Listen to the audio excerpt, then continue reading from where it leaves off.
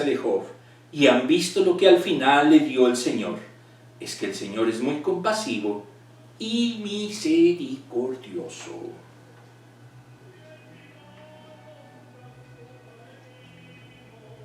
Y hasta la copa de vino nos tocó acá. Bueno. Quizás estés pasando momentos de tristeza, pero Dios hará que vuelvas a reír y a lanzar gritos de alegría. Job 8:21. Para los que son perseguidos, para los que están en estos momentos en situaciones difíciles, Dios siempre controla todo y tiene planes. Y a veces de un mal viene algo bueno.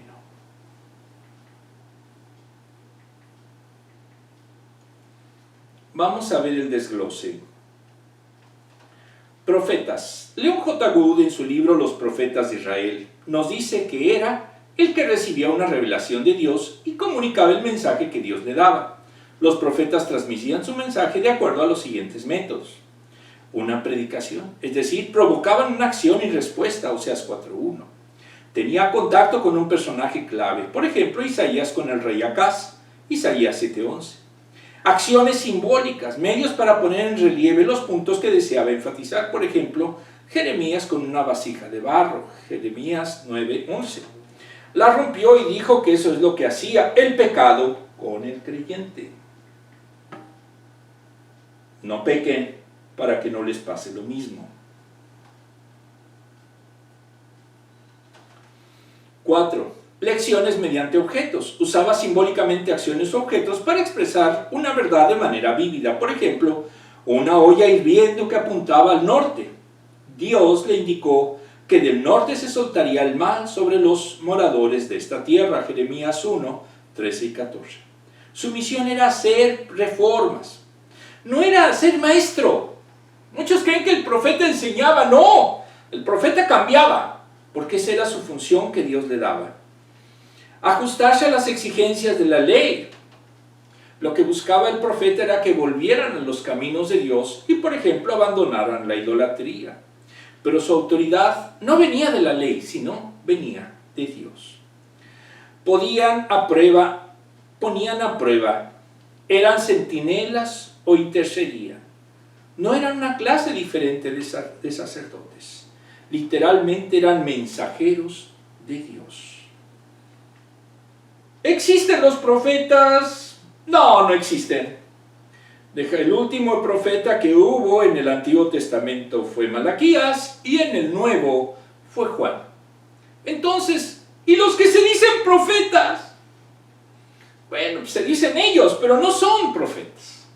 Entonces no busquen y rogarse títulos que bíblicamente ya no tienen vigencia. Versículo 11. Los que han sufrido por la fe y la obediencia a Dios son tenidos como bienaventurados o dichosos. Son los que siguieron fieles aún en el sufrimiento. Los profetas son paradigmas de aflicciones, son modelos y fueron amados por Dios. Job es ejemplo de perseverancia, ya que nunca renunció a Dios, ni dejó de confiar en Él, aunque no entendiese la naturaleza de su prueba. Job 1:21, 2:10, 13:15. Incluso fue cuestionada su inocencia por sus amigos. Dios se compadeció de él y lo restableció. Job 42, del 12 al 17. Del 10 al 17. De hecho, le dio lo doble que tenía. Entonces vemos que todas esas pruebas a las que fue sometido Job tuvieron un final feliz. Pero ese final va a ser precisamente si seguimos nosotros la voluntad de Dios. Si no la seguimos, si hacemos nuestra voluntad, si nos ponemos en rebeldía, pues el Señor no nos va a bendecir. Al contrario, nos va a maldecir y nos puede ir muy mal. En esta y no se diga en la otra vida.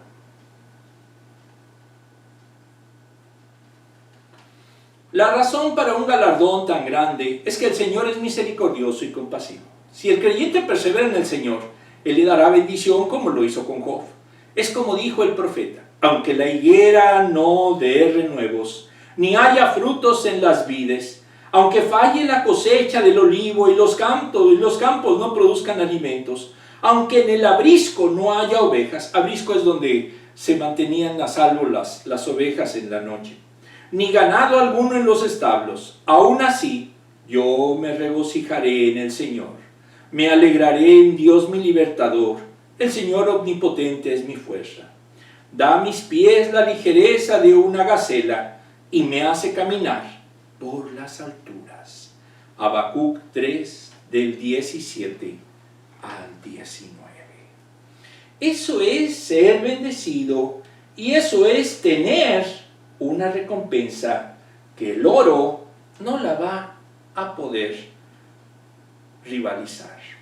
Desglose. Ante cualquier dificultad que se nos presenta, se requiere paciencia y confianza. Santiago señala el ejemplo de los profetas. Sufrían y eran perseguidos por dar su mensaje, pero no se rindieron, mantuvieron el rumbo. Job sufrió sin saber por qué, perdió su riqueza, sus hijos y su salud. Dios permitió ese ataque.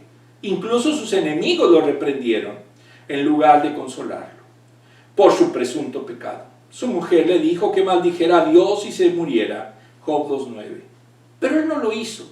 A pesar de su dolor, frustración y sufrimiento, Job no culpó a Dios, resistió y al final el Señor lo recompensó.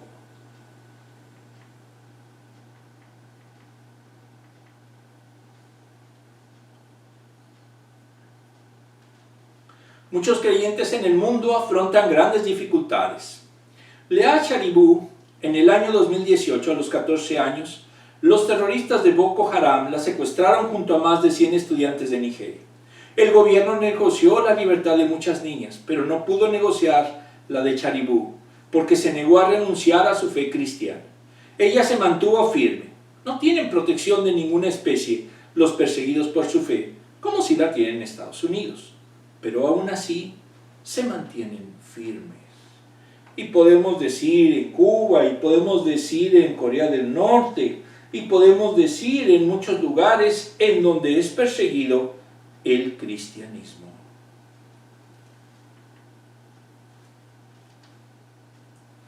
Bienaventurado el varón cuando haya resistido la prueba, versículo 12. Esas personas bendecidas tienen la aprobación de Dios y recibirán su recompensa. Ellos se mantienen firmes. El corazón humano genera muchos proyectos, pero al final prevalecen los designios del Señor. Proverbios 19, 21.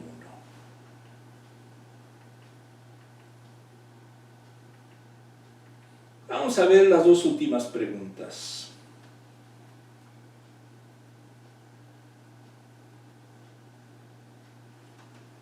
¿Por qué es importante permanecer concentrados en la venida del Señor? Porque debemos nosotros, en lo que esperamos, cumplir su palabra. Si no cumplimos su palabra, la verdad es no sé para qué lo esperan, porque será para su castigo, no van a ser arrebatados y tendrán que estar en el lago de fuego. ¿Cuáles son algunas formas en que nuestro grupo te ha ayudado a mantener el rumbo? Bueno, ahorita no tengo grupo, pero sí en su momento puedo decir que hay una iglesia invisible en la cual están todos aquellos que siguen a Cristo en sus normas y las viven, las practican. Esos son mi grupo y esos son en los que estoy en su momento hermanado.